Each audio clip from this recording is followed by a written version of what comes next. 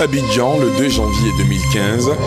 Toujours à la une de l'actualité, l'adresse à la nation de fin d'année du chef de l'État. Après l'analyse du volet économique et des infrastructures proposées hier, ce soir, le décryptage du volet social de ce discours du président Ouattara à suivre dans cette édition. Depuis 6h30 ce vendredi, le péage sur le pont Henri Konan Bédié est effectif. Le délai de grâce d'un peu plus d'une semaine accordé par le chef de l'État comme cadeau de fin d'année aux usagers a expiré hier 1er janvier. Tout passage sur le pont est désormais soumis à un péage. Et au moment où le péage sur le pont HKB entre en vigueur, le prix du super sans plomb et du gasoil ont connu une baisse à la pompe. Le super est passé de 739 à 690 francs CFA et le gasoil de 600 à 590 francs CFA. Des baisses dues à l'application de l'ajustement automatique des prix des produits pétroliers sur le marché. Voilà pour le sommaire, c'est l'heure de la grande édition. Bonsoir à tous et bienvenue. Je vous le disais à l'instant, toujours à la une de l'actualité, l'adresse à la nation de fin d'année du chef de l'État après l'analyse du volet économique et des infrastructures qui vous a été proposée hier. Ce soir, le décryptage du volet social de ces discours du président Ouattara. La santé, l'éducation, la jeunesse et les femmes, tout y est. C'est avec Anzeli Kaoura. Travailler davantage pour assurer un bien-être aux populations. C'est l'une des promesses faites par le chef de l'État, Alassane Ouattara, le 31 décembre 2014, à l'occasion de ses vœux de Nouvel An à la nation. Dernier vœu de son mandat avant les prochaines élections d'octobre 2015, mais avant que de chemin parcouru. Au niveau de la santé, 2015 s'ouvre sur la concrétisation d'un vœu cher au chef de l'État avec le démarrage de la phase d'enrôlement pour la couverture maladie universelle. Cerise sur le gâteau après notamment la livraison des hôpitaux généraux de Gagnoa et d'Adjamé et la mise aux normes de 46 hôpitaux généraux et de plus de 150 centres de santé. La santé fait partie des aspirations de tous nos concitoyens. Nous avons initié un programme de réhabilitation de nos infrastructures sanitaires afin de corriger les dégradations subies par nos hôpitaux et nos CHU au cours des dernières décennies. Nous continuerons à renforcer les plateaux techniques et la qualité des prestations de nos services de santé publique. Les services des urgences des CHU sont en train d'être rénovés et rééquipés. L'hôpital Saint-Joseph-Moscati de Yamoussoukro, l'hôpital d'Angré, ainsi que l'Institut de médecine nucléaire d'Abidjan seront mis en service cette année 2015. En plus de ces infrastructures financées par l'État, je me réjouis des initiatives privées telles que l'hôpital Mère-Enfant de Bingerville, de la Fondation Children of Africa, qui sera également ouvert en 2015. Enfin, j'ai le plaisir de vous annoncer que nous mettrons en place la couverture maladie universelle au cours de l'année 2015. Cette assurance maladie fonctionnera de manière à prendre en compte tous les Ivoiriens, surtout les plus démunis, car c'est d'abord un instrument de justice sociale. De nombreuses réalisations également en ce qui concerne le volet éducation et formation. La construction de 6 885 classes au primaire et de 20 collèges. Le chef de l'État l'a également annoncé, l'école sera obligatoire dès la rentrée prochaine. Le programme L'école pour tous constituera pour ce faire une des priorités du gouvernement pour cette année 2015. Cette décision exige de nombreuses écoles supplémentaires au cours des 9 prochains mois. À cet égard, le gouvernement a élaboré un programme dénommé L'école pour tous, qui constituera une de nos priorités pour l'année prochaine et les années à venir. Concernant la problématique de l'emploi, le chef de l'État en fait un engagement personnel. Il y a eu des avancées importantes, avec plus d'1 million d'emplois créés depuis ma prise de fonction, essentiellement dans l'agriculture et dans le secteur informel. Nous ferons en sorte que les prochaines années soient celles du plein emploi pour les jeunes. Après l'état des lieux et les enquêtes réalisées tout au long de l'année 2014, nous pouvons maintenant annoncer la mise en place prochaine d'une structure dotée d'un fonds pour régler durablement le problème de l'emploi des jeunes dans notre pays. Chères sœurs, chères filles, vous savez combien l'amélioration de vos conditions de vie et de celles de vos familles me tient à cœur. C'est pourquoi j'ai encouragé et soutenu le Fonds d'appui aux femmes de Côte d'Ivoire, qui a connu un véritable succès. Près de 50 000 femmes en ont déjà bénéficié. Nous allons renforcer le FAFSI avec des ressources encore plus importantes en 2015 afin de soutenir vos activités économiques et commerciales. Pour la promotion du genre féminin, je puis vous assurer que désormais, aucune porte, aucune fonction ne vous sera fermée. D'importants investissements ont été réalisés et sont en cours. La construction de logements sociaux en masse sur toute l'étendue du territoire, l'accès de la majorité des ménages à l'électricité et à l'eau, notamment avec la construction du barrage de Soubré. La diminution du coût des transports pour les populations est aussi à portée de main avec l'inauguration prochaine des ponts de Jacquesville, de Béomi et de Bassawa et de l'autoroute Abidjan-Bassam, après bien sûr l'inauguration du pont Henri Konan Bédié le 16 décembre dernier. L'ouverture prochaine des chantiers du 4e pont pour relier Yopougon à l'île Boulay et du 5e pont entre Yopougon et Atekoubé est annoncée.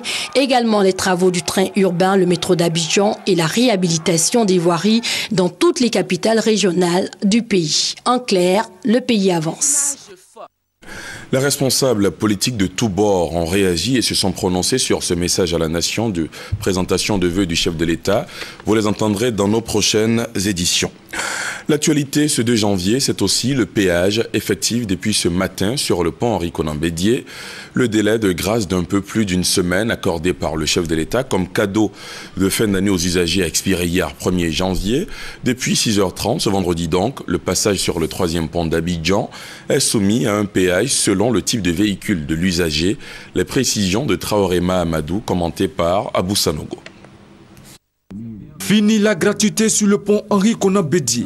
Le passage sur le 3e pont d'Abidjan est payant depuis ce vendredi 2 janvier 2015. Il est de 500 francs CFA pour les motocyclistes et véhicules légers du personnel, 1500 francs CFA pour les véhicules à 2 essieux ou de type minicar et 3000 francs CFA pour les poids lourds. Les usagers en ont fait le constat ce matin. J'ai payé 500 francs pour le pont. C'est bon, c'est bon. Je suis arrivé et on m'a dit 500 pour la moto. J'ai donné bien 2000, on m'a remis 1500 plus un ticket. Les 3 modes de paiement annoncés par le gouvernement sont eux aussi opérationnels. Dès ce matin, les 3 modes sont opérationnels. Le mode manuel, c'est-à-dire le paiement en monnaie, qui est le paiement traditionnel. L'abonnement, les gens ont déjà commencé à retirer leur bac depuis ce matin, c'est aussi opérationnel. Et le paiement par téléphone aussi par 2 opérateurs de téléphonie mobile, c'est aussi opérationnel depuis ce matin. Nous sommes occupés. Quand tu viens, avec la carte, c'est plus rapide.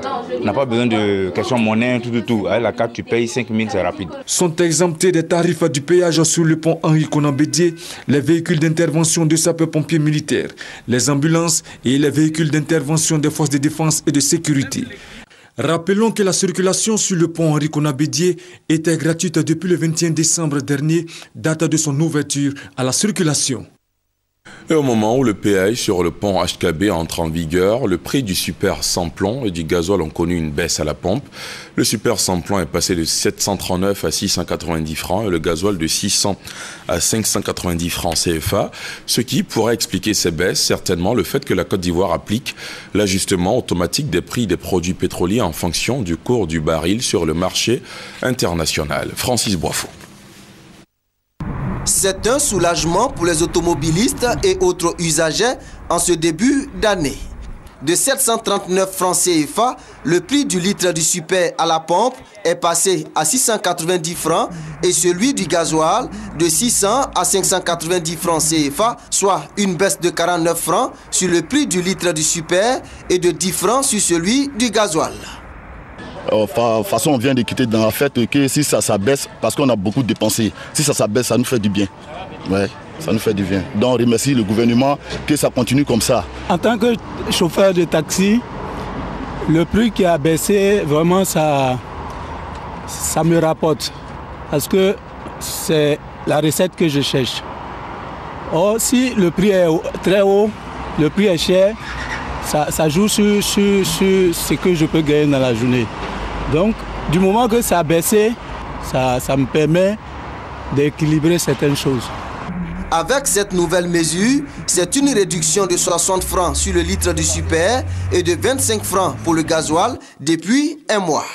En décembre dernier, le super avait baissé de 11 francs à la pompe et le gasoil de 15 francs.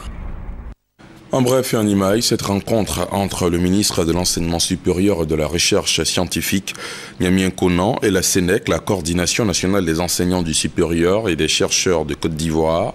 Niamien Konan leur a demandé de surseoir à la grève illimitée qu'ils entendent entamer lundi.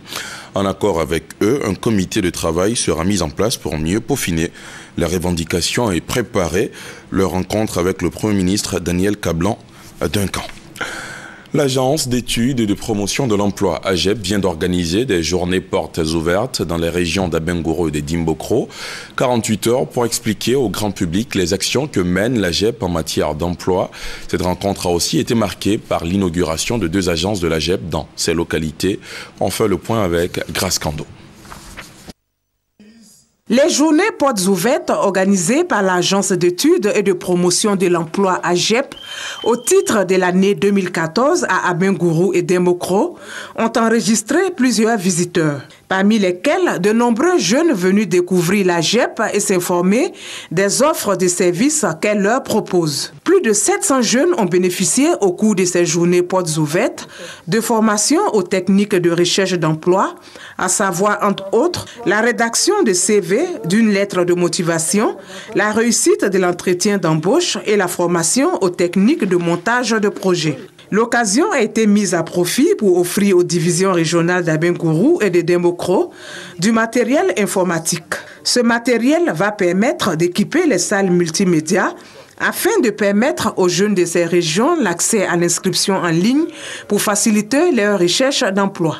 Ces journées promotionnelles se sont achevées sur des notes d'espoir pour les jeunes d'Abengourou et de Dimbokro. Selon eux, ils ne sont plus des laissés pour compte.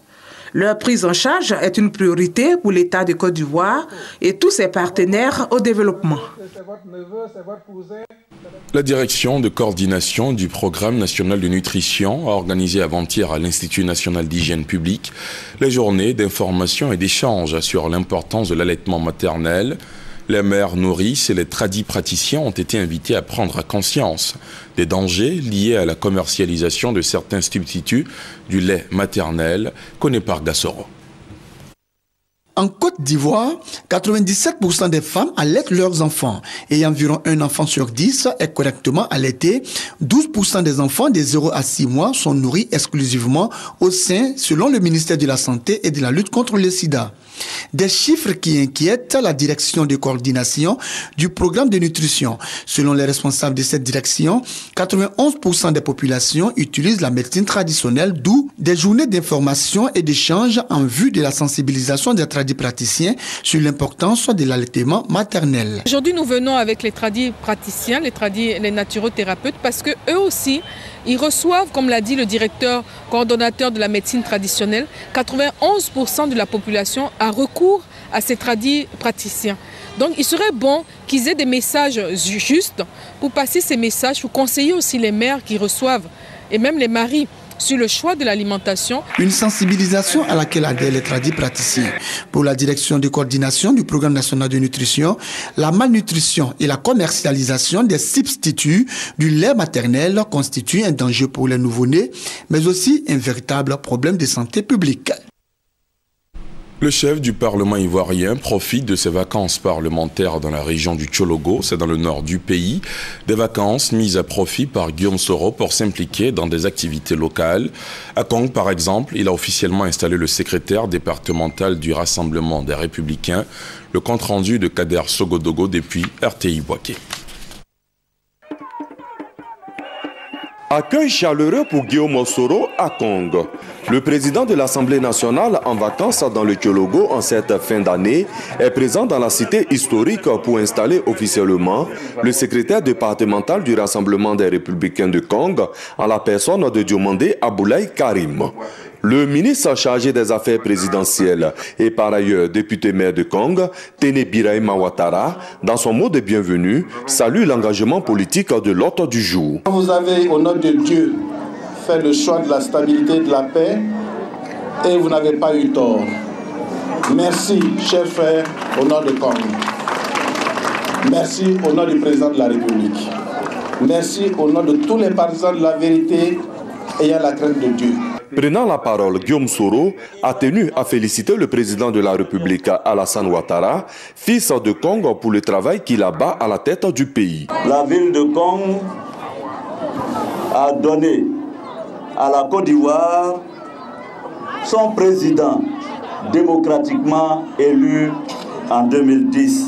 Et je veux saluer ici un homme de qualité exceptionnelle. Son Excellence Alassane Ouattara est un homme de parole. Au secrétaire départemental du RDR qu'il installe officiellement et à son bureau, le président de l'Assemblée nationale les a invités à triomphe du Dr Alassane Ouattara à l'élection présidentielle de 2015. Ce jour est symbolique. Ibrahim, avec qui j'ai foulé pour la première fois les routes de Kong, c'est Ibrahim aujourd'hui qui m'offre la possibilité pour la première fois, au nom du RDR, de poser mon premier acte en qualité de militant du RDR. Au nom du parti, je vous charge dès à présent de travailler méticuleusement à la réélection du président Alassane Ouattara à l'occasion du scrutin de 2015. Pour son passage dans le département de Kong, Guillaume Soro est venu les bras chargés de présents en guise de cadeau de Noël pour les tout-petits. Un geste qui sera répété à Wangolo-Dougou et à Fekese-Dougou, prochaine étape de la visite de Guillaume Soro. La population de la sous-préfecture de Rubino, précisément le canton Tchofo, dit soutenir la candidature du président Ouattara à la prochaine présidentielle. Elles ont même mis sur pied un mouvement dit 100% de voix pour Ado qui vient d'être investi. Le point de Thérèse Tapé-Yoboué. Le peuple abé du canton Tchofo adhère au programme de l'émergence de la Côte d'Ivoire du président Alassane Ouattara. Démonstration de cette adhésion a été faite au stade municipal de Rubino avec l'investiture du mouvement 100% de voix pour le président Alassane Ouattara. La méthode de gestion du président Ouattara, basée sur l'égalité, la compétence, le mérite, la rigueur et la transparence est en soi un signe d'espoir. Une paille se ferme, une autre s'ouvre. Vous célébrez de façon solennelle le mariage des appels de tous les 5 cantons et le président Ouattara. Parrain de la cérémonie, Pierre Biti Kokora.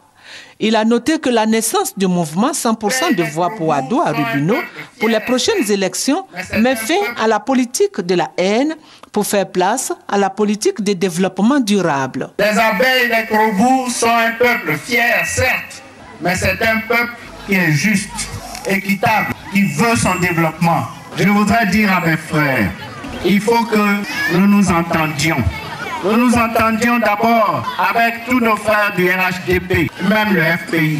Nous devons nous entendre pour pouvoir hisser notre département vers le haut. Pour marquer définitivement son attachement à la politique du président Alassane Ouattara et pour lui permettre de briguer un second mandat en 2015, le mouvement 100% de voix pour la victoire du président Alassane Ouattara a fait don de 150 000 francs. Toujours dans la Côte d'Ivoire profonde, les chefs traditionnels et de communautés du Guémon s'engagent pour la paix et la réconciliation dans leur région. Ils viennent de créer le Conseil de paix et de cohésion sociale du Guémon, l'objectif étant la prévention et la gestion des conflits dans la région. L'installation officielle de cet organe a eu lieu il y a quelques jours à Dieukwé, Fboué, Thérèse Tapé-Yoboué. Ces têtes couronnées font désormais partie du Conseil de paix et de cohésion sociale du Guémon. Ce sont les chefs de canton Oué, les chefs des communautés d'An, Malinké, Akan, Sénoufo et CDAO. Un instrument né de leur volonté pour tourner définitivement la page des fractures sociales dans cette partie de la Côte d'Ivoire. Réconcilier nous-mêmes entre les Oué, mais aussi avec les autres peuples vivant sur notre sol pour arrêter le cycle de la violence et reconstruire la cohésion sociale fragilisée. Pour reconstruire donc cette cohésion sociale, le Conseil de paix et de cohésion sociale du Guemon comprend 3 organes, le directoire, le secrétariat exécutif et le comité de suivi dont l'un de ses membres exhorte l'ensemble des populations à aider ces têtes couronnées afin que la paix soit de retour. Nous sommes là comme une famille rassemblée pour tracer la voie d'un nouveau destin. Un nouveau destin ou une fraternité retrouvée entre les fils et filles de la région du Guemon afin d'impulser son développement est ainsi tracé. Plusieurs engins à 2 roues remis à l'administration forestière pour lutter contre les incendies de forêt et les feux de brousse. Matériel livré à Djekanou aux agents des eaux et forêts par le ministre Mathieu Babo Daré qui les a exhortés à sauvegarder le patrimoine national. Kodjo Kwame. 12 motos aux directions régionales des eaux et forêts, une partie du don du président de la République à l'administration forestière pour sauvegarder le patrimoine naturel ivoirien. Pour le conseil régional du Bélier, cette richesse naturelle doit être préservée pour servir de cadre de réalisation d'activités agropastorales pour une saine occupation des jeunes. Des messages de sensibilisation et d'information des plus jeunes invitant les plus âgés à mettre un terme aux feux de brousse et aux incendies de forêt. La forêt, l'héritage naturel qui leur revient, s'étant rétréci comme peau de chagrin, occasionnant la misère et la pauvreté. Pour le ministre des Eaux et Forêts, le président de la République a pris la lutte contre les feux de brousse et les incendies de forêt à bras le corps. Les dégâts enregistrés au cours de la campagne 2013-2014 traduisent un relâchement au niveau de la vigilance à observer, aussi bien au niveau des populations que de l'encadrement. Nous sommes tous coupables. En 2012-2013, nous avions constaté une baisse des feux de brousse de 60%. Les statistiques citées plus haut nous montrent qu'il y a eu une remontée des feux de brousse, certes moins importante, mais représentant un frein à nos efforts. Agissons tous, dès maintenant, pour sauvegarder notre environnement, nos cultures et nos vies, pour bâtir d'ici à l'horizon 2020 une Côte d'Ivoire verte, verdoyante, à léguer à nos enfants. Des comités villageois redynamisés pour une nouvelle vitalité de la forêt ivoirienne. Le passage de 2014 à 2015 s'est fait dans la réjouissance à Bouaké, dans le centre du pays. Les rues, les restaurants et les places publiques ont vibré au rythme de l'ambiance surchauffée de la Saint-Sylvestre. Les autorités administratives de Bouaké, elles, n'ont pas manqué de rassurer les populations de toute la région du Gbeke sur les mesures prises pour la bonne tenue de ces fêtes. Charles Tatou. Des réveillons ont marqué ce passage de l'année précédente à la nouvelle année. Le préfet de région de Gbeke a saisi cette occasion pour rassembler tous les directeurs et chefs de service autour d'un dîner. Objectif, saluer les uns et les autres pour leur contribution au développement de la région, mais surtout les encourager à redoubler d'efforts pour affronter les nouveaux défis. Parmi ces défis, je citerai entre autres l'organisation d'élections apaisées en Côte d'Ivoire, la lutte contre l'insécurité, la recherche de la cohésion sociale. Je vous engage tous donc à élever ces questions au rang de priorité et à aider le gouvernement à les résoudre. La nuit de la Saint-Sylvestre, c'est aussi des shows dans les maquis et boîtes de nuit. Les rues, à cette occasion, ont refusé de monde. Les forces de l'ordre n'ont pas eu de sommeil. Elles ont tenu à assurer la sécurité dans tous les quartiers de la commune de Bouaké, sans oublier les urgences du CHU. Les populations fêtent dans l'allégresse la plus totale avec leurs forces de sécurité et de défense à leur côté. Ce qui est bon signe pour l'année nouvelle. Bouaké a eu droit aussi à son feu d'artifice qui a illuminé le ciel, signe d'une nouvelle année prospère. En bref, dans la nuit de demain samedi à dimanche, la communauté musulmane célébrera officiellement le Maoulid, événement qui marque la naissance du prophète de l'islam. Avant cela, la communauté musulmane du district du Denguélé a marqué un grand coup avec la réouverture de la plus grande mosquée de la région. Certainement, vous aurez les images de cette réouverture dans nos prochaines éditions. Pour terminer, nous revenons sur les images de ce qui fait l'actualité ce 2 janvier, le péage effectif sur le pont Henri Konan Bédié depuis ce matin. Le délai de grâce d'un peu plus d'une semaine accordé par le chef de l'État comme cadeau de fin d'année aux usagers a expiré hier 1er janvier. Depuis 6h30 ce vendredi donc, le passage sur le 3e pont d'Abidjan est soumis à un péage selon le type de véhicule de l'usager. Dans ce journal, vous avez entendu les précisions de nos équipes sur le terrain. Voilà qui marque la fin de cette demi-heure d'information. Merci de l'avoir suivi. Excellente soirée sur la chaîne qui rassemble. L'information revient à 23h.